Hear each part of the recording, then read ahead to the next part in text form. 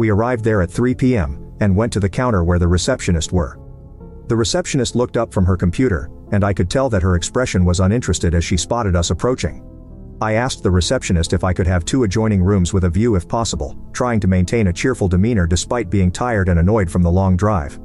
Without looking up from her screen, she already had an attitude and replied if I had a reservation. No, I didn't make a reservation, I admitted.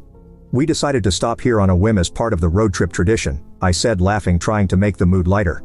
The receptionist's demeanor didn't change and she let out the biggest sigh, while her eyes met mine with a disinterest and mild irritation. Well, without a reservation, I can't guarantee anything special. It's busy season, you know. I looked at her and apologized, telling her that she was right and that I should have made a reservation.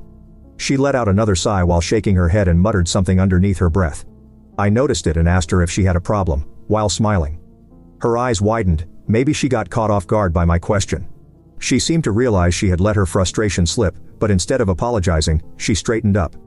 It's just that we have a lot of guests coming through, and it's hard to accommodate everyone's request without proper planning, she replied with a defensive tone. She continued by saying, and you guys decide to come here without any reservation is being inconsiderate for the people who work here. I was shocked about what I was hearing, but I maintained my smile and told her that I completely understood. I told her that she was just doing her best to manage because of this busy season and she's probably tired. I understood that it was wrong for me to not call a reservation, but I was already being treated like shit in front of my family. I took a deep breath, trying to remain composed despite the surge of frustration. I felt like this interaction had taken a turn for the worse, and I needed to handle it delicately, especially since my family was standing beside me. I didn't want to cause any commotion. I appreciate your honesty, I said, my tone measured. And I apologize for any inconvenience our stop may have caused. I asked if she had any other rooms available and she replied that she only had 1 room, but it wasn't 2 adjoining rooms and didn't have a view. I told her that we'll take it.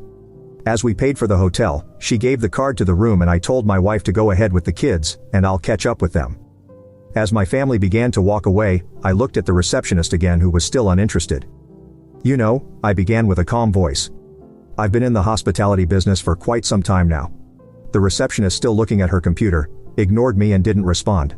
I was in disbelief and I had enough. You can now check if there's a part 2 by pressing share and more.